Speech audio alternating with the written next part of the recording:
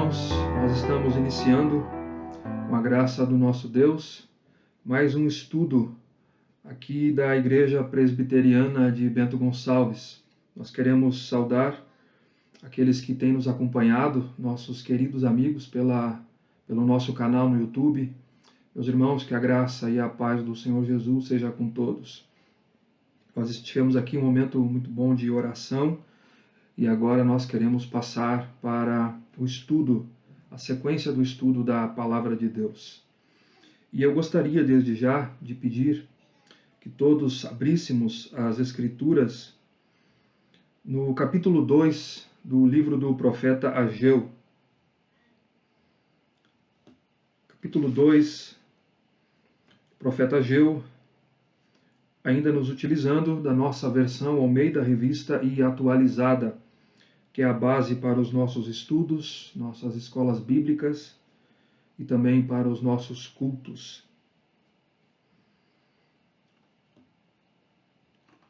Ageu, capítulo 2. Hoje nós faremos a leitura dos versos 1 a 9. Diz assim a palavra de Deus. No segundo ano do rei Dario, no 7º mês, ao 21º do mês, veio a palavra do Senhor por intermédio do profeta Ageu, dizendo: Fala agora a Zorobabel, filho de Salatiel, governador de Judá, e a Josué, filho de Josadaque, o sumo sacerdote, e ao resto do povo, dizendo: Quem dentre vós que tenha sobrevivido contemplou esta casa na sua primeira glória? E como a vedes agora? Não é ela como nada aos vossos olhos? Ora, pois, sê forte, Zorobabel, diz o Senhor, e sê forte, Josué, filho de Josadaque, o sumo sacerdote, e tu, todo o povo da terra, sê forte, diz o Senhor, e trabalhai, porque eu sou convosco, diz o Senhor dos exércitos. Segundo a palavra da aliança que fiz convosco quando saístes do Egito, o meu espírito habita no meio de vós, não temais. Pois assim diz o Senhor dos exércitos, ainda uma vez, dentre um pouco, farei abalar o céu, a terra, o mar e a terra seca. Farei abalar todas as nações, e as coisas preciosas de todas as nações virão, e encherei de glória esta casa, diz o Senhor dos exércitos. Minha é a prata, meu é o ouro, diz o Senhor dos exércitos. A glória desta última casa será maior do que a da primeira, diz o Senhor dos exércitos. E neste lugar darei a paz, diz o Senhor dos exércitos. Muito bem, queridos, até aqui a leitura da passagem que será objeto do nosso estudo dessa noite. Antes, vamos relembrar um pouquinho do que nós temos estudado na semana anterior.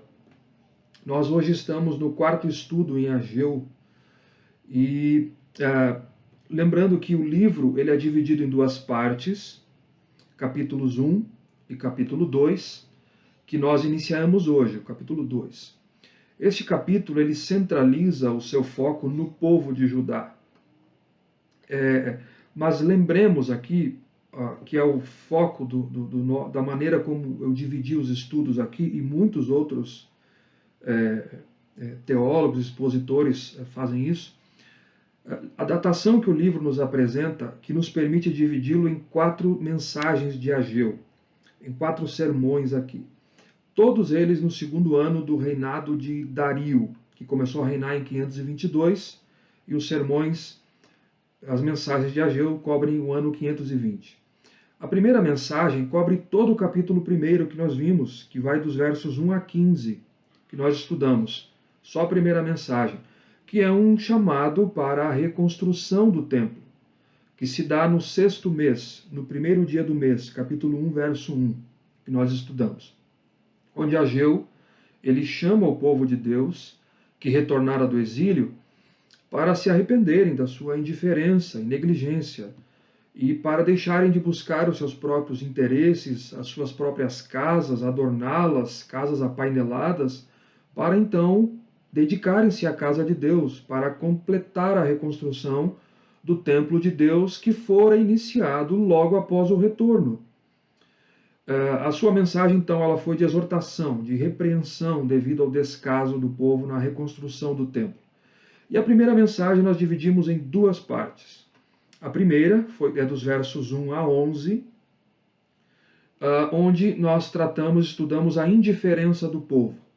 O povo indiferente quanto à reconstrução, que era o propósito da vinda deles, voltarem e reconstruírem o templo, restabelecerem o culto e reconstruírem a cidade posteriormente.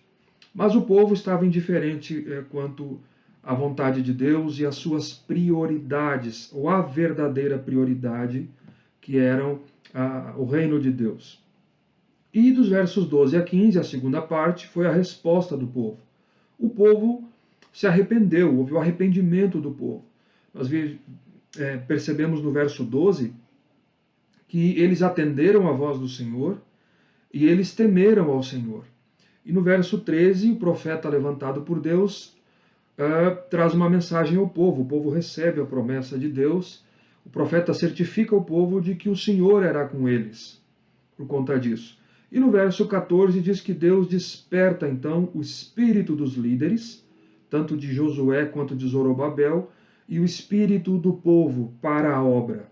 E no verso 15 encerra então dizendo que o povo que havia sido despertado internamente e se arrependeu, temeram a Deus, ele responde externamente, o povo se põe ao trabalho. Diz aí, se puseram ao trabalho na casa do Senhor dos Exércitos, seu Deus, ao 24º dia do 6º mês. Então, recordando aqui, a palavra de Deus veio a Ageu no primeiro dia do 6º mês, que é em agosto. Isso aconteceu em agosto do ano 520, e o povo se põe ao trabalho no 24º dia do mesmo mês, 22 dias, 23 dias, 22, 23 dias depois da primeira mensagem do profeta, o povo arremanga as mangas, como se diz aqui, né? E o povo dá início à reconstrução do templo em 520. Só para tratar da datação, para que nós nos oriente aqui um pouquinho mais, aqui a datação do calendário judaico, tá? Do calendário judaico, que se nós fôssemos atualizar aqui para o nosso calendário, cairia nos dias aqui. Não vamos entrar muito nisso, mas a primeira mensagem, ela acontece no 6º mês, que é o mês de agosto, cai no nosso mês de agosto. A segunda mensagem, a mensagem de hoje, é no 7º mês, que cai em outubro. A segunda mensagem em outubro de 520 aqui, de acordo com o nosso calendário. A terceira mensagem está aí no verso 10, cai no 9º mês, que é no mês de dezembro. Então, e a última mensagem, a quarta mensagem, também é no 9º mês, está aí no verso 20 do capítulo 2. Então, primeira mensagem em agosto, segunda mensagem que estudaremos hoje, mês de outubro, terceira mensagem e quarta mensagem no mês de dezembro. 4 meses é o período aqui do livro do profeta Ageu. Ok, queridos? Hoje nós estudaremos então a segunda mensagem do profeta, que está aqui com base no texto que nós lemos, capítulo 2, dos versos 1 a 9.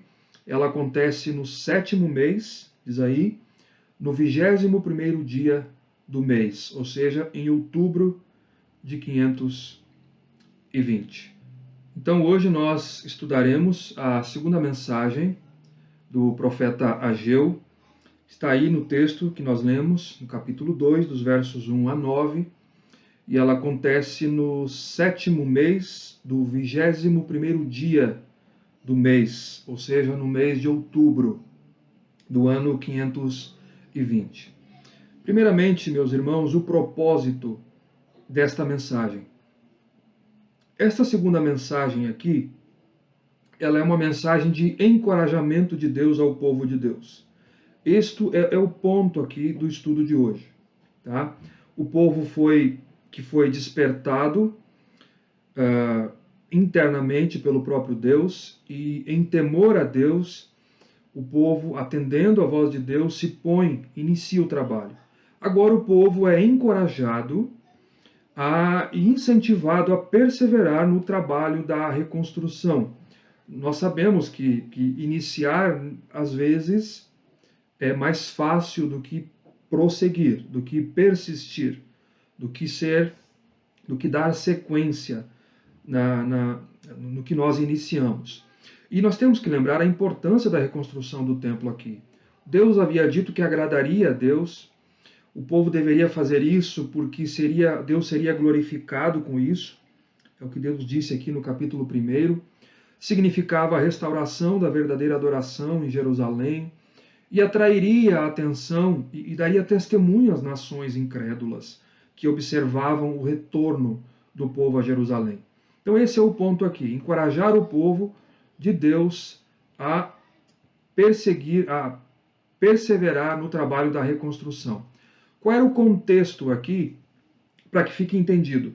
Muitos dos que retornaram do exílio, nós lemos, eram anciãos que haviam sido levados ao exílio e que presenciaram a queda de Jerusalém, a queda do templo no ano 586. Eles presenciaram a destruição do templo, mas que se lembravam da beleza do templo, da suntuosidade, da riqueza do templo de Salomão, da glória do templo de Salomão, da magnitude daquele templo que era rico em ouro.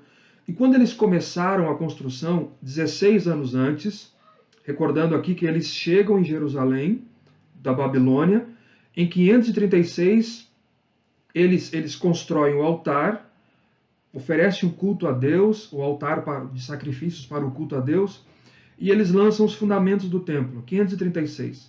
16 anos antes, eles viram aqueles alicerces do segundo templo lançados e os que saíram do cativeiro se entristeceram demais e choravam porque não se comparava ao templo de Salomão. Era muito mais simples esse.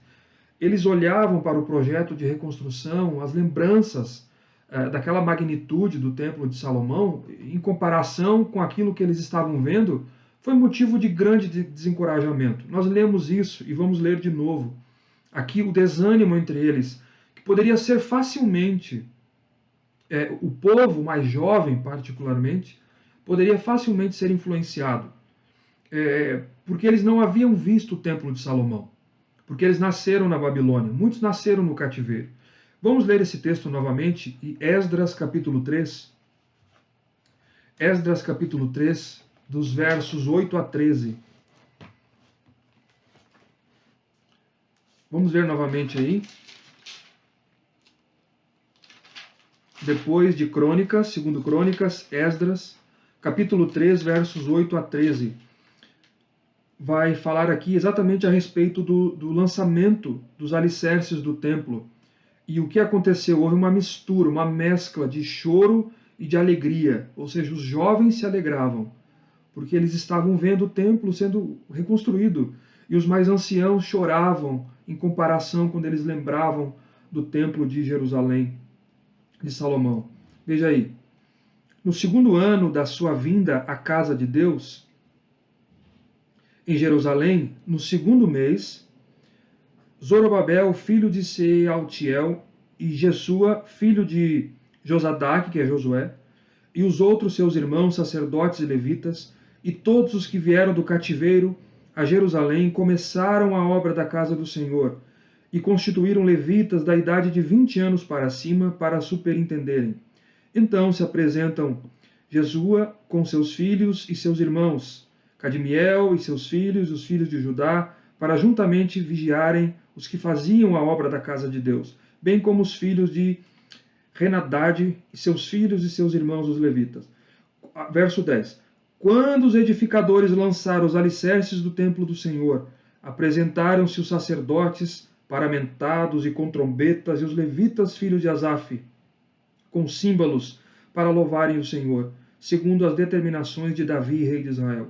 Cantavam alternadamente, louvando e rendendo graças ao Senhor com estas palavras: Ele é bom, porque a sua misericórdia dura para sempre sobre Israel.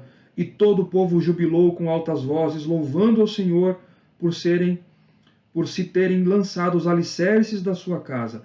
Porém, muitos dos sacerdotes e levitas e cabeças de famílias já idosos, que viram a primeira casa, choraram em alta voz. A primeira casa é o primeiro templo de Salomão. Eles choraram em alta voz quando à sua vista foram lançados os alicerces desta casa. Vejam aqui o termo, ó, quando à sua vista, nós vamos ver depois aqui em Ageu, quando à sua vista foram lançados os alicerces desta casa. Muitos, no entanto, levantaram as vozes com gritos de alegria, os mais jovens, de maneira que não se podiam discernir as vozes de alegria das vozes do choro do povo, pois o povo jubilava com tão grandes gritos que as vozes se ouviam de muito longe. Então vocês perceberam aqui a mescla de choro e de alegria. E esse é o contexto. Agora, o povo que temeu a Deus e que se foi despertado internamente por Deus, tanto os líderes quanto o povo, estava na hora de dar sequência na reconstrução. Mas Deus não ignora esse problema do desânimo que surgiria aqui. O povo voltara ao trabalho, mas eles precisavam perseverar e completar o serviço, porque as lembranças do templo anterior eram uma fonte de desencorajamento, enquanto eles olhavam para o projeto atual. Então Deus fala ao povo novamente, por meio do profeta Ageu, nessa segunda mensagem aqui, para encorajar ao povo, tanto os mais velhos quanto os mais jovens, para que eles dessem sequência na reconstrução. É isso que nós estudaremos. Esse é o contexto geral aqui dessa passagem. Primeiro ponto, é importante o dia da mensagem aqui. O dia da segunda mensagem. Está no versos 1 e 2 aí. No segundo ano do rei Dario, no 7º mês, ao 21º dia do mês, veio a palavra do Senhor por intermédio do profeta Ageu, dizendo: a primeira mensagem nós vimos foi no 6º mês. A segunda mensagem, essa aqui, no 7º mês. Por que é importante, meus irmãos, este mês aqui e este dia? Este mês e este dia. Foi propositadamente que Ageu traz essa mensagem ao povo neste dia por ordem de Deus. Por quê? No calendário judaico, este era o último dia da festa dos tabernáculos, ou a festa das colheitas, chamada Sukkot, que era a festa dos tabernáculos. Essa era uma festa religiosa, solene, de júbilo dentro do povo de Israel, de júbilo. Durante a festa dos tabernáculos, nesse feriado, durava uma semana, o povo de Israel construía tendas ou cabanas e eles habitavam em tendas por 7 dias, para celebrar a ocasião em que os judeus habitaram em tendas naqueles 40 anos no deserto, quando eles partiram do Egito, quando foram libertos do Egito. Eles habitaram em cabanas. Então, todo o mês de outubro, por 7 dias, havia essa comemoração em Israel. E essa festa era dedicada a louvar a Deus também pela abundante provisão de Deus. A provisão abundante da colheita de Deus, abundante de Deus das colheitas, e lembrar os dias dessa peregrinação. E o povo jubilava, o povo se alegrava demais por causa da provisão de Deus e das colheitas. E o último dia da festa era o dia mais importante da festa, que era aqui no 21º do mês. Eu vou mostrar aqui, abram a palavra de Deus em Levítico, capítulo 23.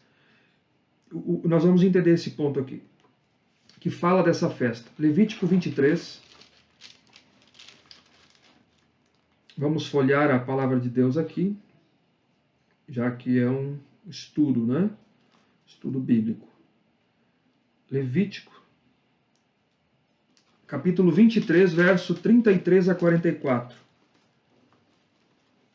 Levítico 23, verso 33, diz assim: disse mais o Senhor a Moisés: fala aos filhos de Israel, dizendo: aos 15 dias deste mês 7º, veja aqui, será a festa dos tabernáculos ao Senhor, por 7 dias.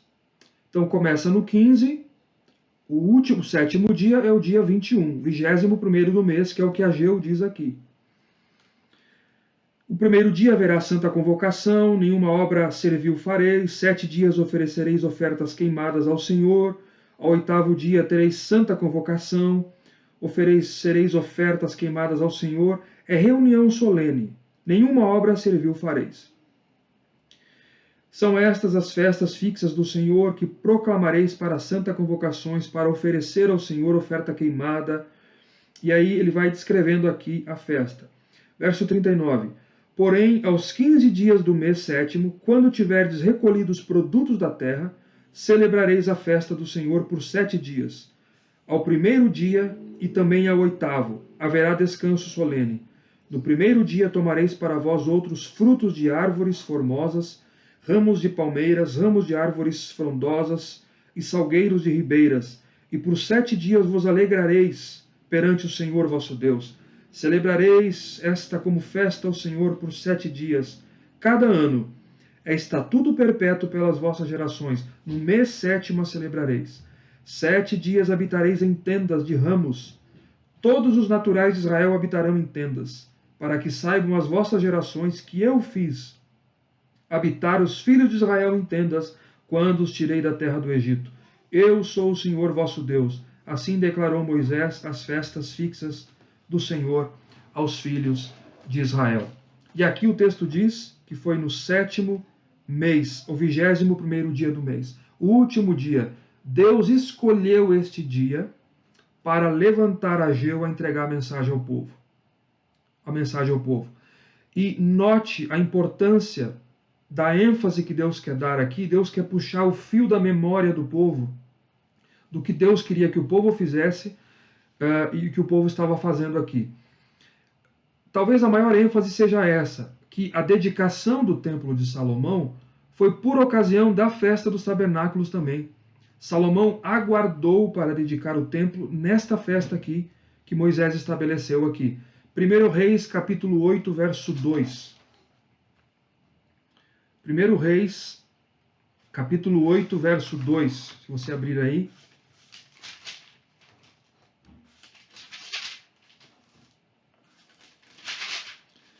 Diz assim, 1 Reis 8, 2. Congregou Salomão os anciãos de Israel, todos os cabeças das tribos, os príncipes das famílias dos israelitas, diante de si em Jerusalém, para fazerem subir a arca da aliança do Senhor da cidade de Davi, que é Sião, para o templo.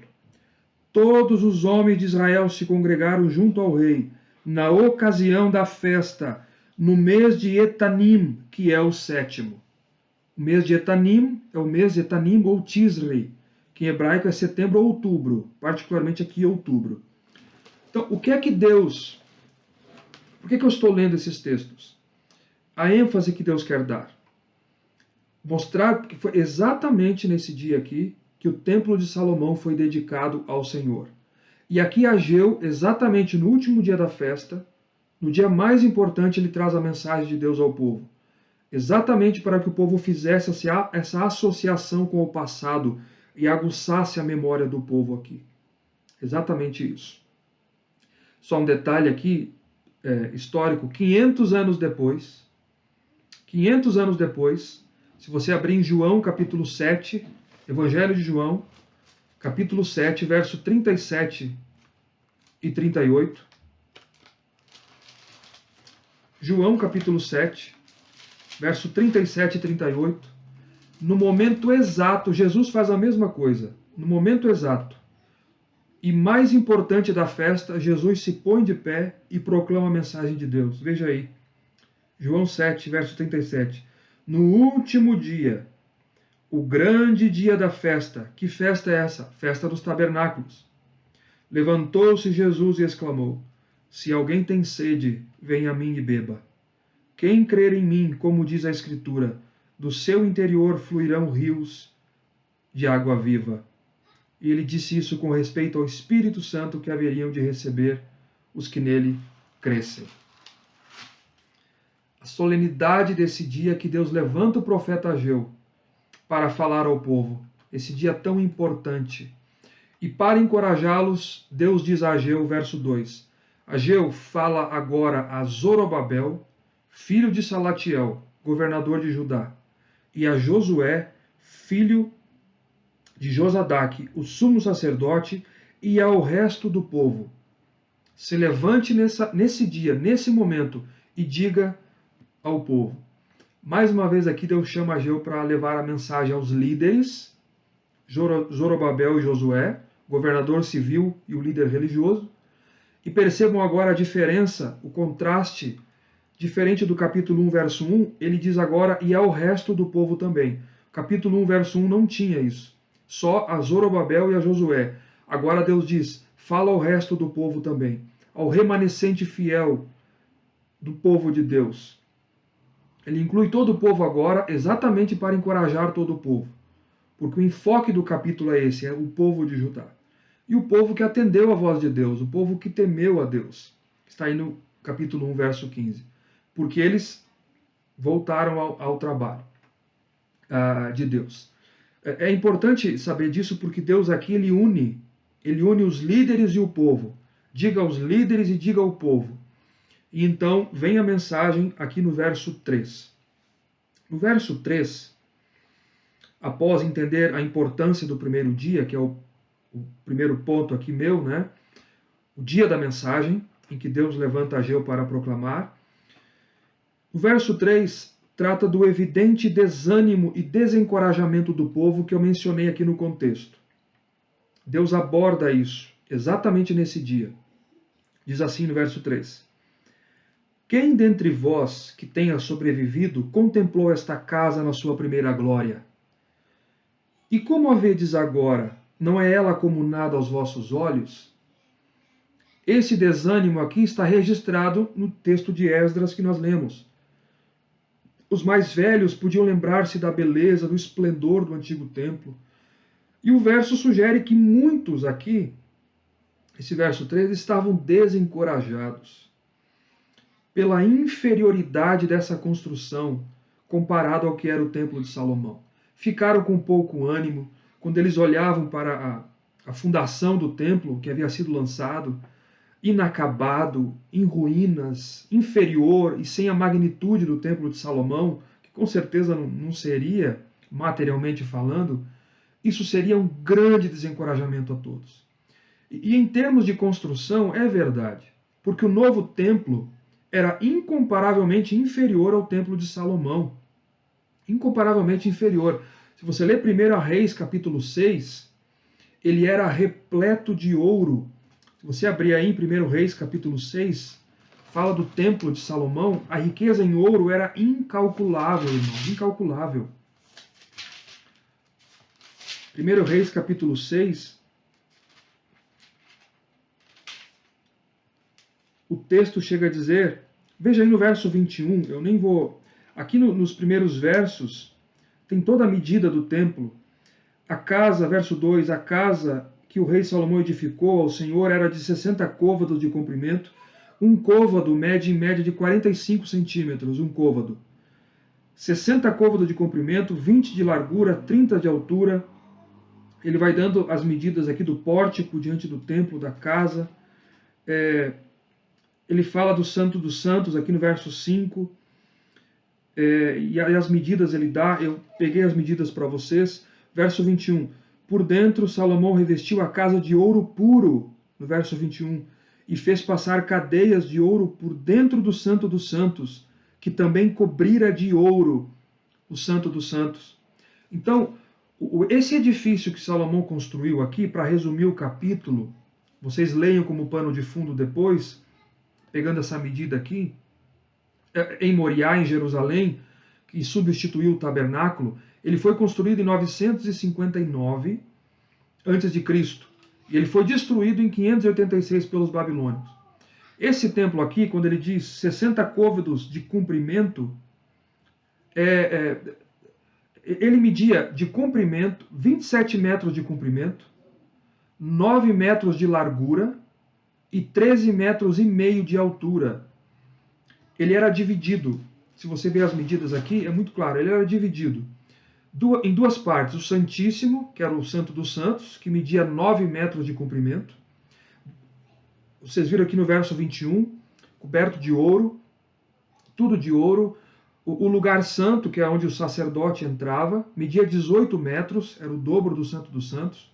Você tinha encostado nos lados do fundo do templo 3 andares de salas destinadas a alojar sacerdotes e a servir como depósito de ofertas e objetos. Na frente, um pórtico, onde se encontravam 2 colunas, que era chamada de Jaquim e Boaz. No Santíssimo Lugar, onde só o sumo sacerdote entrava uma vez ao ano, ficava a Arca da Aliança, coberta de ouro. A tampa era chamada de propiciatório. No lugar onde só ficavam os sacerdotes, que era o lugar santo, tinha o altar de incenso, mesa dos pães da preposição, o candelabro. Do lado de fora havia o altar de sacrifícios, um grande tanque de bronze com água para a purificação dos sacerdotes. Em volta do altar havia o pátio, o ato dos sacerdotes. Era incalculável o ouro que havia no templo de Salomão. Mas o povo precisava compreender algo. O povo desanimado aqui e desencorajado por causa disso, quando contemplava e lembrava do templo. Primeiro, que ainda seria o templo de Deus que seria lançado os alicerces, que ele seria dedicado a Deus, para o culto a Deus, e ministrado também pelos sacerdotes e levitas, assim como no antigo templo. E que esse templo, ele agradaria a Deus, ele glorificaria a Deus, o nome de Deus, independente da suntuosidade e da riqueza do templo físico, que se tratava de uma obra de Deus. Mas o mais importante, irmãos, o mais importante que o povo precisava entender, é que acima da construção material desse templo, mais importava a presença de Deus no templo. A glória do templo, é muito importante entender isso, porque vai ficar muito claro depois aqui. A glória do templo não estava na sua riqueza em ouro, mas em quem estaria no templo. A glória do templo era o próprio Deus e não o templo. Sempre foi isso. A glória do templo não era o próprio templo, mas era o próprio Deus. Era Deus e não o templo. Era Deus nele com o seu povo, que tornava aquele edifício glorioso e magnífico. O povo precisava entender isso. Era a glória de Deus e não o templo. Então o povo está desencorajado e desanimado quando o povo compara os alicerces e as paredes daquele templo que estavam sendo lançados e que foi lançado há 16 anos atrás, e quando o povo lembrava do templo de Salomão de Jerusalém. O que é que Deus faz então, quando Deus faz um diagnóstico disso? Dos versos 4 a 9. Deus encoraja o povo então. Deus vai encorajar o povo aqui. São 7 palavras de encorajamento que eu tirei aqui para nós estudarmos. 7 palavras de encorajamento. Vejam como é que Deus encoraja o povo. É interessante como Deus faz. Primeiro, está no verso 4, na parte A do verso 4. Deus diz para eles: sejam fortes e trabalhem.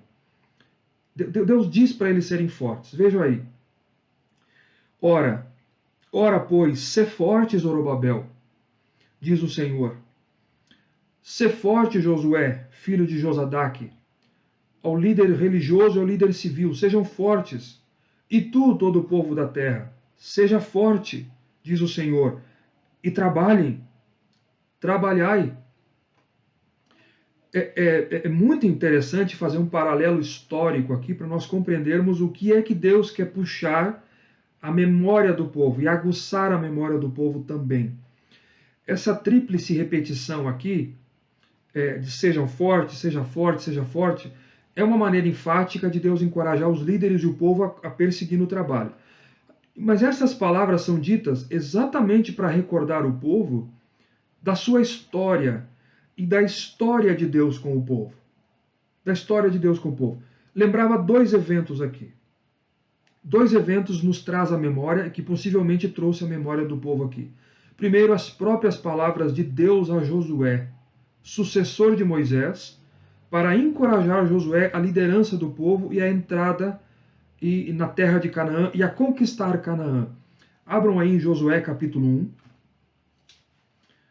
Josué capítulo 1, versos 6, 7 e 9. O que é que Deus diz a Josué?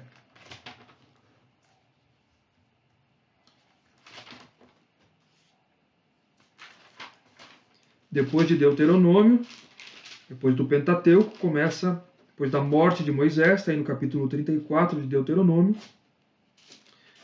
capítulo 1 de Josué, versos 6, 7, 5, 6, 7 e 9. Veja aí.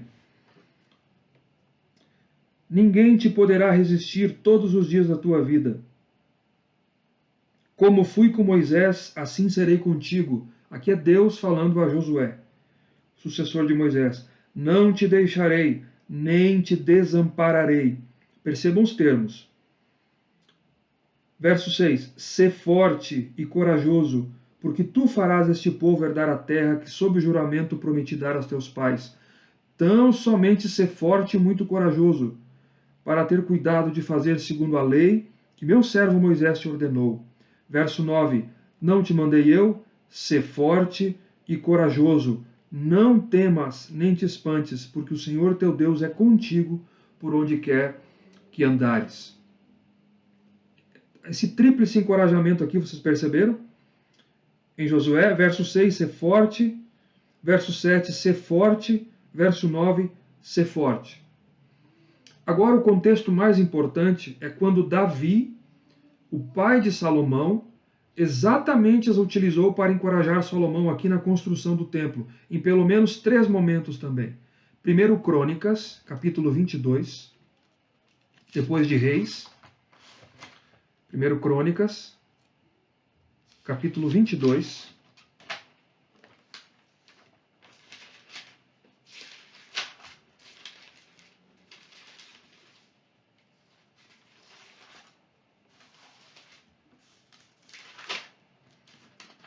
Capítulo 22, verso 13. Então prosperarás se cuidares em cumprir os estatutos e os juízos que o Senhor ordenou a Moisés acerca de Israel. Sê forte e corajoso, não temas, não te desalentes. Aqui é Davi dando ordens ao seu filho Salomão. Capítulo 28 do mesmo livro, verso 10 e verso 20. 28, 10. Agora, pois, atende a tudo, porque o Senhor te escolheu para edificar a casa para o santuário. Davi diz a Salomão: sê forte e faze a obra. Verso 20, disse Davi a Salomão, seu filho: sê forte e corajoso e faze a obra. E não temas, nem te desanimes, porque o Senhor Deus, meu Deus, há de ser contigo. Não te deixarás, nem te desampararás, até que acabes todas as obras para o serviço da casa do Senhor. Perceberam o paralelo? Agora o próprio Deus, aqui Davi encoraja Salomão, aqui o próprio Deus encoraja os líderes e ao povo. Sejam fortes.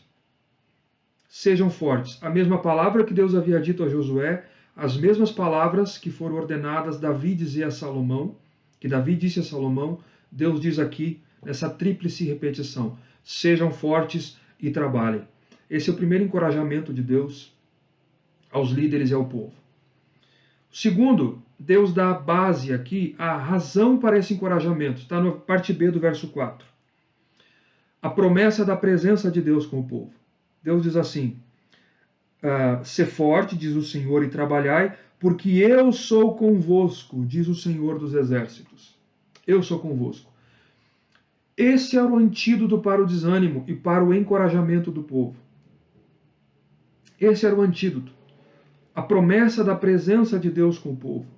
Por meio do profeta, Deus diz ao povo que eles deveriam ser fortes e deveriam dar sequência ao trabalho da reconstrução, porque Deus estaria com eles, lhes dando força e lhes sustentando até o fim da obra. E, irmãos, não há promessa melhor ou maior do que essa. Em qualquer dia, em qualquer época, em qualquer período, em qualquer contexto da nossa história. Para encorajar o povo de Deus, não há melhor. Eu estou com vocês. Esta certeza faz toda a diferença na nossa vida, irmãos. A ciência disso muda internamente a nossa vida para enfrentar tudo o que há externamente. A ciência interna de que Deus é conosco nos dá encorajamento para dar sequência na nossa vida. Se perceberam, mais uma vez, Deus promete ao seu povo, aqui aos líderes, estar com eles. Isso ele já disse no verso 13 do capítulo 1. Eu sou convosco, diz o Senhor. E foi a mesma promessa de encorajamento também a Josué, no capítulo 1, verso 5, verso 9. Não temas, seja forte, Josué, eu estou contigo, nunca te deixarei e nem te desampararei. E também a Salomão, para a reconstrução do templo, no capítulo 28, verso 20. Seja forte e corajoso, não temas, não te desanimes, porque o Senhor teu Deus, o Senhor Deus, o meu Deus, Davi diz, há de ser contigo, não te deixará e nem te desamparará. Então, perceba o paralelo na história aqui, porque isso estimularia a memória do povo e lembraria o povo do relacionamento de Deus com o povo. Nesses momentos específicos da história, eu estou com vocês, não tenham medo, tenham coragem. Mas talvez nós podemos fazer um paralelo mais amplo aqui, se pudermos pensar um pouquinho. Entre os eventos desse período aqui, talvez o povo atinasse para isso no momento. E o êxodo do Egito. Ou seja, Deus trouxe seu povo liberto do cativeiro babilônico, tal como havia trazido o seu povo liberto do Egito até a terra de Jerusalém também, até a terra de Canaã. E a mensagem de Deus de encorajamento aos primeiros líderes, Moisés e Arão, lá, e aos atuais, Zorobabel e Josué, era a mesma, a promessa da presença de Deus com eles. Eu estou com vocês. Ele estaria com eles. E a missão deles na terra também era construir um lugar, um local para a verdadeira adoração a Deus. E Deus diz, eu estou com vocês. Então, essa promessa de encorajamento era fundamental para o povo, assim como é para nós hoje, queridos, no dia de hoje. E nós temos essa. Jesus, antes de ser assunto aos céus, ele disse, eis que eu estou convosco todos os dias, até a consumação dos séculos. Hebreus 13, 5 diz isso. Não seja a vossa avareza. Deixa eu ler o texto aqui para ficar mais claro de Hebreus. Hebreus 13, último capítulo de Hebreus. Ele diz assim, seja a vossa vida sem avareza, contentai-vos com as coisas que tendes, porque ele tem dito, de maneira nenhuma te deixarei, nunca jamais te abandonarei. Que promessa maravilhosa, a presença de Deus com o povo. Trabalhem, sejam fortes e trabalhem, porque eu estou com vocês. Terceiro encorajamento, a palavra da aliança. Verso 5, parte A. Porque eu sou convosco, diz o Senhor dos Exércitos, segundo a palavra da aliança que eu fiz convosco quando saístes do Egito. Segundo a palavra da aliança que eu fiz convosco. É muito importante. Deus disse, eu estou com vocês, segundo a aliança que eu fiz com vocês, em que eu sou o Deus de vocês, e a minha presença estaria com vocês. E o tabernáculo simbolizava isso. Começa a ficar agora, é importante compreender isso. O tabernáculo simbolizava a presença de Deus com o povo. A mesma aliança que Deus fez com eles quando eles deixaram o Egito e quando construíram o tabernáculo, ainda os mantinha pactuado com Deus, com ele. É uma aliança imutável. É uma aliança imutável. Eu vou ler aqui, vocês podem anotarem aí, e depois leiam. Êxodo 25, verso 2 e verso 8, diz assim, disse o Senhor a Moisés, fala aos filhos de Israel que me tragam oferta de todo homem cujo coração o mover para isso. Dele recebereis a minha oferta. Verso 8 e 9, aqui é para a construção do tabernáculo. E me farão um santuário para que eu possa habitar no meio deles, segundo tudo que eu tenho, o que eu te mostrar para modelo do tabernáculo e para modelo de todos os seus móveis. Assim mesmo fareis, para que eu possa habitar no meio deles. Capítulo 29 de Êxodo, verso 45 e 46. Deus promete habitar no meio do seu povo. Veja aqui, é muito importante isso. E habitarei no meio dos filhos de Israel, e serei o seu Deus, e saberão que eu sou o Senhor seu Deus, que os tirei da terra do Egito, para habitar no meio deles. Eu sou o Senhor. Ou seja, quando Deus manda Moisés levantar o tabernáculo no capítulo 40, depois desse texto, a presença de Deus enche o tabernáculo e cobre o tabernáculo. Abre aí em Êxodo 40. Abre em Êxodo 40, verso 1 e 2, por favor. Então, Deus manda trazer ofertas para que o santuário, me farão um santuário para que eu possa habitar no meio deles. Deus promete habitar no meio do seu povo. Veja o capítulo 40, verso 1 e 2. Disse o Senhor a Moisés: no primeiro dia do mês, no primeiro dia do primeiro mês, levantarás o tabernáculo da tenda da congregação. Verso 34 a 38. Então, quando o tabernáculo levantou, a nuvem cobriu a tenda da congregação, e a glória do Senhor encheu o tabernáculo. Moisés não podia entrar na tenda da congregação porque a nuvem permanecia sobre ela, e a glória enchia o tabernáculo. Quando a nuvem se levantava de sobre o tabernáculo, os filhos de Israel caminhavam avante, em todas as suas jornadas. Se a nuvem, porém, não se levantava, não caminhavam até o dia em que ela se levantava. De dia, a nuvem do Senhor repousava sobre o tabernáculo, e de noite havia fogo nela, à vista de toda a casa de Israel, em todas as suas moradas. O que é que Ageu está dizendo aqui, segundo a palavra da aliança? Quando Deus manda Moisés levantar o tabernáculo no capítulo 40, a presença de Deus enche o tabernáculo e cobre o tabernáculo. E Deus está ali com o povo e passa a habitar com o seu povo. Deus ele vai para dentro do tabernáculo e enche o tabernáculo com a sua presença. E ele passa a estar ali com o povo e no meio do povo. Então, Deus ordena construir o tabernáculo para que a sua presença habitasse junto ao povo. E é isso que acontece quando ele é levantado. A glória de Deus, a presença de Deus enche o santuário, para que então Deus passasse a habitar com o seu povo através do tabernáculo. E aqui é importante, queridos, essa palavra de Deus ao povo sobre a imutabilidade da aliança. Segundo, a palavra da aliança que fiz convosco quando saístes do Egito. Eu estou convosco, segundo essa palavra. O povo compreenderia que os eventos que haviam causado a queda da nação e o desterro e o exílio na Babilônia não haviam quebrado o pacto que Deus havia feito com eles. Não havia reincidido a aliança entre eles de modo nenhum, com base nesse concerto que assegurava a presença de Deus junto ao povo. Nada quebrou o pacto. Vocês foram disciplinados, mas o pacto não quebrou, não foi rescindido. E a minha presença está com vocês. Lembrem da palavra da aliança que eu fiz com vocês quando saíram do Egito. Então Deus fez uma aliança com o seu povo que saiu do Egito e que construiu o tabernáculo.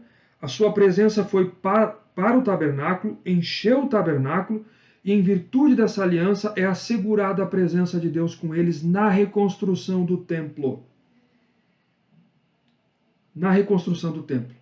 Eu tenho uma aliança com vocês, assim quando vocês saíram do Egito, e é a mesma aliança. Eu asseguro a minha presença com vocês na reconstrução do templo, que como o tabernáculo de Moisés era um símbolo da presença de Deus junto ao povo.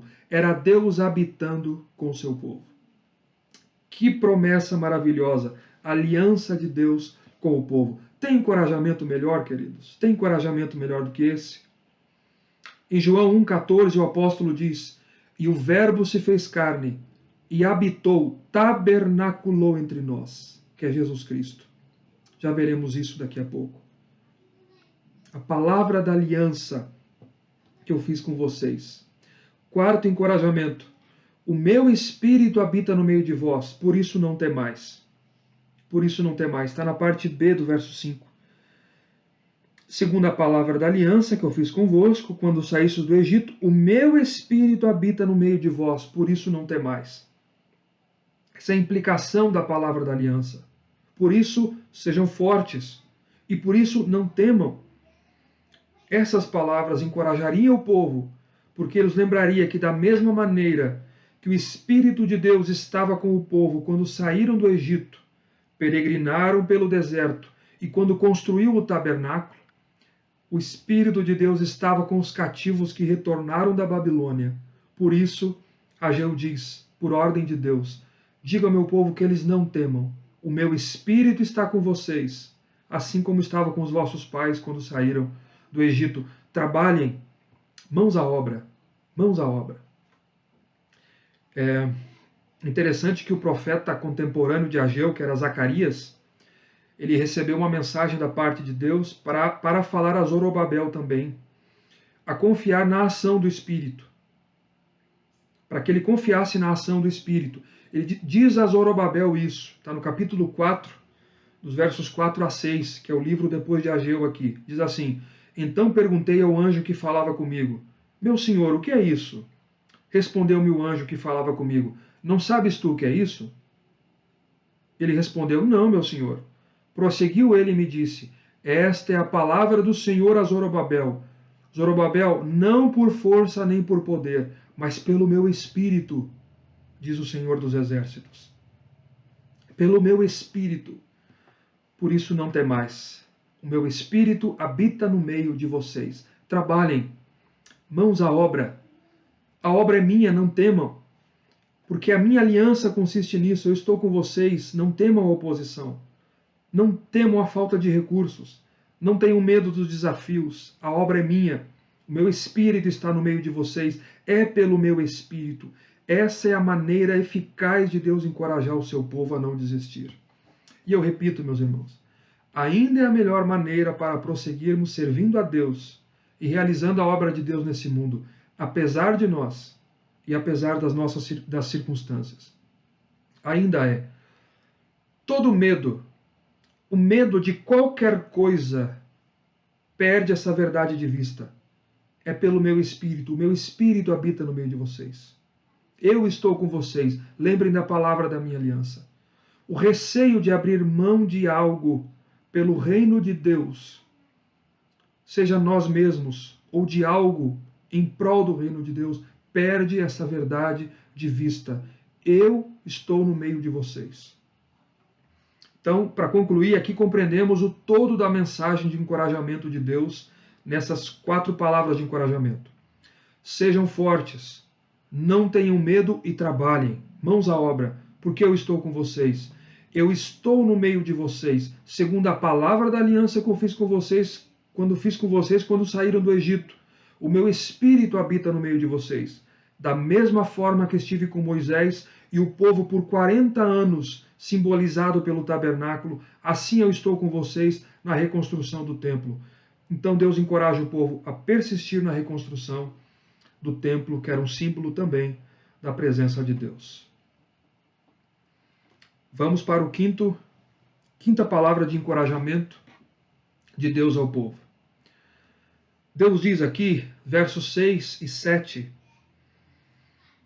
verso 6 e a parte A do verso 7.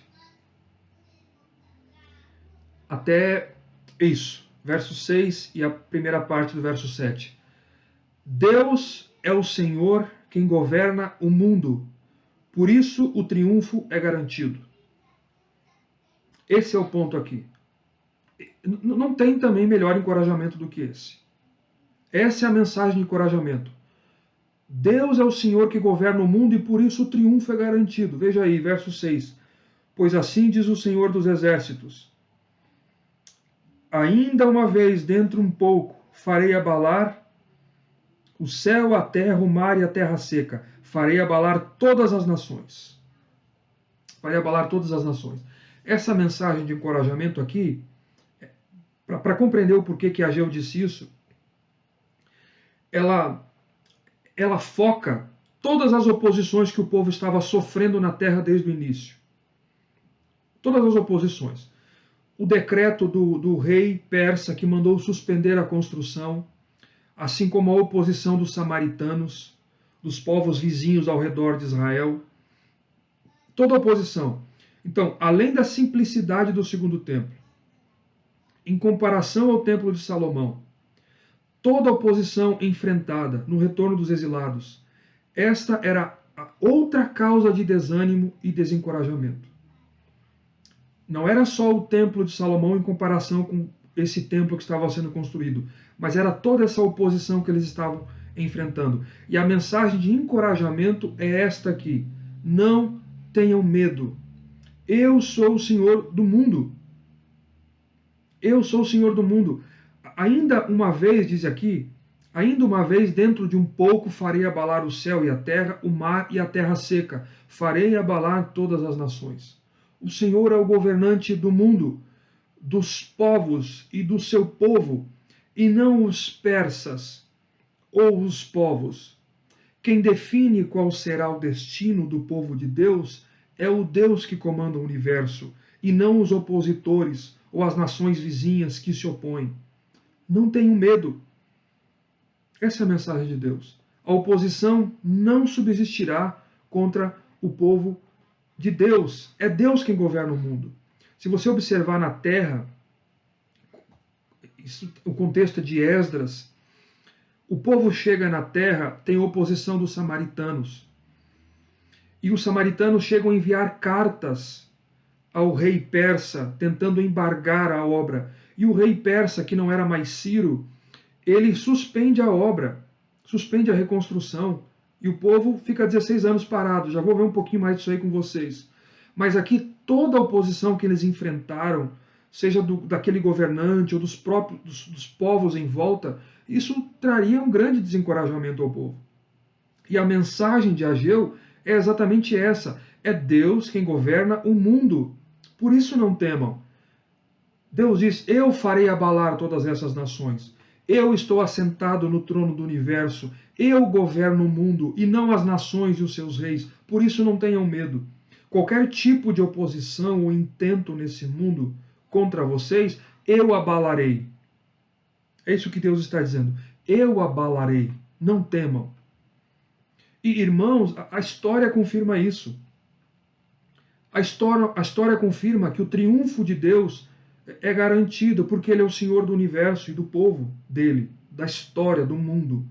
As nações que se levantaram no horizonte mundial e que oprimiam o povo de Deus, de fato nunca prevaleceram. O Egito era a grande potência mundial, caiu. Os assírios se levantaram como potência mundial, caíram. Os caldeus, que é a Babilônia, se levantaram, caíram. Os medo-persas depois se levantaram, caíram. O Império Greco-Macedônio se levantou, caiu. O poderoso Império Romano, onde está o poderoso Império Romano? Diante do poder de Deus, caiu.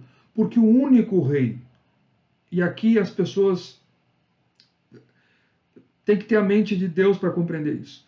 O único reino que é soberano e não pode cair e não terá fim é o reino de Deus. Este não cai, porque o seu rei é soberano. Ele que é o governante do mundo. O seu reinado é eterno. Então, essa é a mensagem de Deus ao povo. Não temam. Quem deve temer são aqueles que não fazem parte do reino de Deus. Não vocês. E essa é a mensagem de encorajamento. E todas essas nações que caíram diante do rei dos reis, tudo isso aponta para o dia do abalo final. Eu abalarei as nações. O abalo final desse mundo que ocorrerá com o retorno de Cristo, o Rei dos Reis e o Senhor dos Senhores, no julgamento do mundo, no dia do Senhor, onde as pessoas, os povos, as nações, as línguas, pessoas de todas as raças, tribos, nações e línguas, serão julgadas por Ele definitivamente e perceberão de uma vez por todas que ninguém ou reino algum pode prevalecer contra o Senhor. Então essa é a quinta exortação, a quinta mensagem de encorajamento. Não temam, eu governo o mundo, por isso o triunfo é garantido. Eu farei abalar as nações. Sexta mensagem, Deus é o Senhor que governa o mundo, por isso todos os recursos pertencem a Ele. Verso 7, parte B e 8. Farei abalar todas as nações e encherei de glória esta casa, diz o Senhor dos Exércitos. Minha é a prata, não desculpe, e as coisas preciosas de todas as nações virão. E encherei de glória esta casa, diz o Senhor dos Exércitos. Minha é a prata e meu é o ouro, diz o Senhor dos Exércitos. Se Deus é o Deus que governa o mundo, todos os recursos são dele. Perceba o contexto. Desânimo, desencorajamento por causa da comparação com o templo glório magnífico de Salomão. Segundo, a oposição na terra. Terceiro, os exilados que retornaram a Jerusalém com o propósito de reconstruir o templo e o culto ao Senhor. Ciro enviou Zorobabel a Jerusalém, financiou o projeto para a construção, devolveu os artigos de ouro e de prata que Nabucodonosor havia tirado do templo. Mas quando esses judeus retornaram do exílio babilônico em 538, com 50.000 judeus, tudo estava em ruínas. E eles determinaram restabelecer a adoração a Deus, que é o centro da vida do povo. E vieram, como eu disse, para reconstruir o templo. Quando eles chegam a reconstruir o altar para o culto a Deus, mais ou menos em 537, onde ficava o templo antigo, um pouco depois, ali em 536, eles lançam os alicerces do templo, era o início da reconstrução. Ali era o início. Mas a oposição começa muito forte com os samaritanos, que fizeram de tudo, como eu disse, inclusive enviar cartas para o rei persa, que mandou suspender a obra. E o projeto para o povo, e o projeto que parou, o povo então se volta para suas casas e deixam a casa de Deus de lado por 16 anos. E a construção estava lá. A construção ficou, o povo se volta para os seus afazeres e deixou a casa de Deus abandonada por 16 anos, em ruínas, com os alicerces apenas lançados, sem teto, e o povo em pobreza na terra, o povo sem problemas econômicos, sem recursos, fora a lembrança do templo de Salomão. Então a pergunta é: como é que encoraja um povo desse? Como encorajar o povo a dar sequência na reconstrução do templo sem dinheiro, com dificuldades, com problemas econômicos, aquilo tudo em ruína, na pobreza na terra, em miséria? Como encorajar o povo? Resposta, verso 8. Deus diz: minha é a prata, meu é o ouro. Diz o Senhor dos Exércitos. Não fiquem preocupados, não temam. Apenas trabalhem. Eu estou com vocês, no meio de vocês, e todos os recursos pertencem a mim. É isso que Deus está dizendo. Eu sou o Senhor do mundo, todos os recursos são meus. Todos os recursos pertencem a mim. Eu estou com vocês, estou no meio de vocês.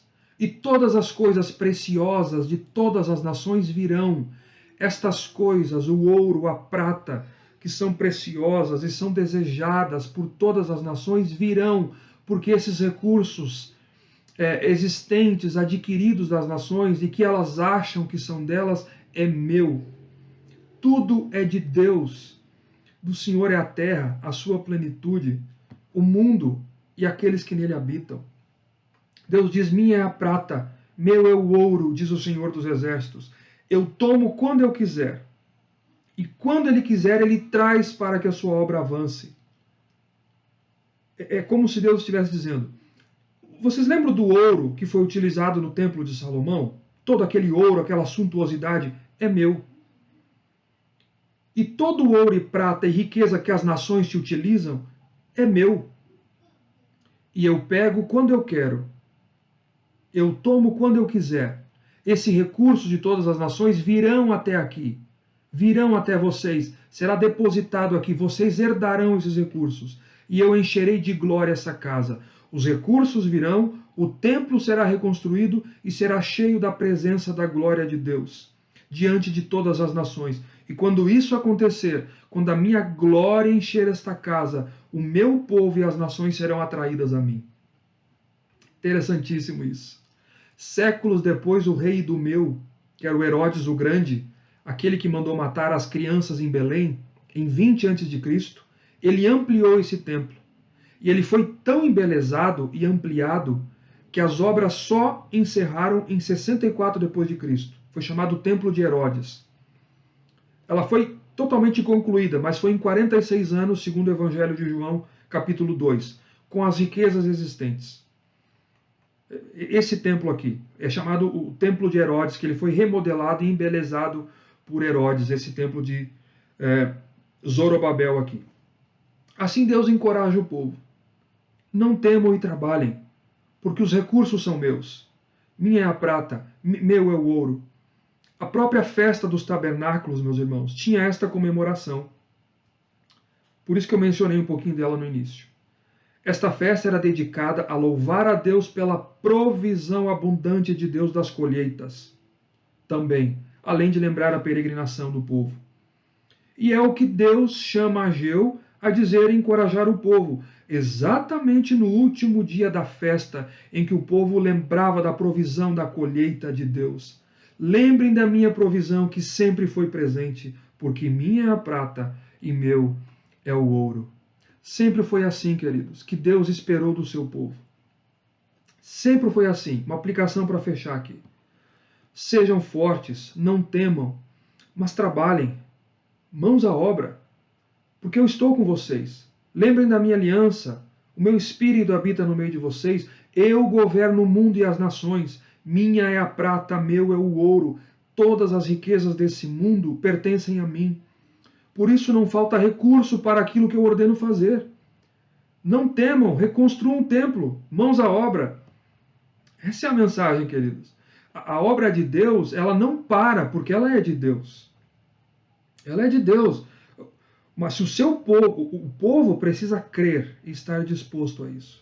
Estamos dispostos para a obra de Deus nesse mundo? Essa é a pergunta que eu faço a nós aqui, nessa noite. Estamos dispostos a fazer a obra de Deus nesse mundo? Mas e os recursos? Deus traz ao seu povo. Deus providencia os recursos para que, através do amor do seu povo e da fidelidade do seu povo, a sua obra avance nesse mundo. Mas a última e maior encorajamento para a reconstrução, maior e superior, está no verso 9. Esse é o ponto central. Esse é o maior encorajamento ao povo. A glória desta última casa será maior do que a primeira.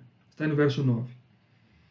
A glória desta última casa será maior do que a primeira, diz o Senhor dos Exércitos. E neste lugar darei a paz, diz o Senhor dos Exércitos.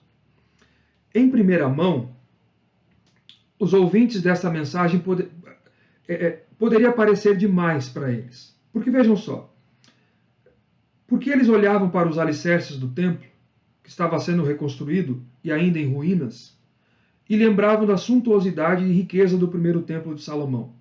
E agora Ageu, por ordem de Deus, diz que a glória desta última casa, deste templo aqui de vocês, que será reconstruído, será maior do que a primeira de Salomão. O que significa isso? De que maneira isso poderia ser? Mesmo o templo que foi reconstruído por Zorobabel aqui, no ano 516 ele foi concluído, 4 anos depois desse período, e que foi ampliado e embelezado por Herodes em 46 anos, apesar de rico, apesar de belo, amplo, ainda assim não se comparava com o templo de Salomão em riqueza e em suntuosidade. Então, o que Ageu quer dizer? De que maneira isso poderia ser? A glória da segunda casa será maior do que a glória da primeira.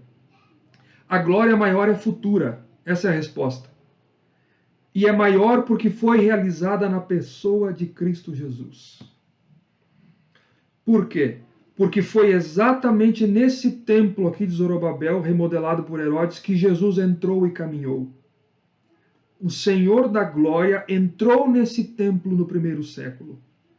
A maior manifestação da glória de Deus já vista no mundo. Quando ele entra, então, a casa de Deus enche de glória, enche-se da sua glória como nunca antes. É o próprio Deus caminhando no templo. A glória será maior do que a primeira. Porque a glória é maior porque ela não estava em um templo material, mas a glória estava numa pessoa, Jesus Cristo. João 1, verso 1 e 3. No princípio ele era o Verbo estava com Deus e o Verbo era Deus. Ele estava no princípio com Deus. Todas as coisas foram feitas por intermédio dele, e sem ele nada do que foi feito se fez. Verso 14. E o Verbo se fez carne e habitou, tabernaculou entre nós, cheio de graça e de verdade, e vimos a sua glória, a glória como do unigênito do Pai. A glória maior porque não estava mais em um templo material, mas a glória estava numa pessoa, Jesus Cristo. Era Deus tabernaculando, habitando pessoalmente conosco. e o nome dele será chamado Emanuel, o Deus conosco. Uma glória maior e uma glória superior. Aqui Deus encoraja o povo quanto ao futuro. Encoraja um povo desencorajado. Quando lembrava do templo de Salomão, lembrando que aquele templo não se comparava com a glória que haveria de vir. Deus se fazendo carne e habitando entre nós, se cumprindo na pessoa de Jesus Cristo, a maior glória que o mundo já viu nesse mundo. Deus se fazendo carne e habitando no seu povo. Mas a glória desta é maior pela pessoa de Cristo em carne, mas a glória de Deus entre os homens, mas também pelo que essa glória traria. Ele diz aí, nós vamos entender aqui: e neste lugar darei a paz, diz o Senhor dos Exércitos. Ou seja, a glória é maior pela pessoa de Cristo, a glória de Deus em carne entre os homens, mas também pelo que essa pessoa faria, o que ela traria, a paz por meio do seu sacrifício. E neste lugar darei a paz, diz o Senhor. O sacrifício glorioso de Deus trouxe a paz que antes não poderia. O sacrifício da pessoa bendita de Cristo, a glória maior, a paz conquistada por Cristo na cruz que nos reconcilia com Deus, que acerta a nossa dívida com Deus de uma vez por todas, algo que nunca foi possível no Templo de Salomão. Algo que nunca foi possível. Justificados, pois, mediante a fé, temos paz com Deus por meio de nosso Senhor Jesus Cristo, por meio do qual obtivemos igualmente acesso pela fé. Colossenses diz assim: e a vós outros que estáveis mortos pelas vossas transgressões e pela incircuncisão da vossa carne, vos deu vida juntamente com ele, perdoando todos os vossos delitos e cancelado o escrito de dívida que era contra nós, que constava de ordenanças, a qual nos era prejudicial, removeu-os inteiramente, encravando-os na cruz. Cristo é a nossa paz. Cristo cancelou o escrito de dívida. Ele é o Senhor da paz.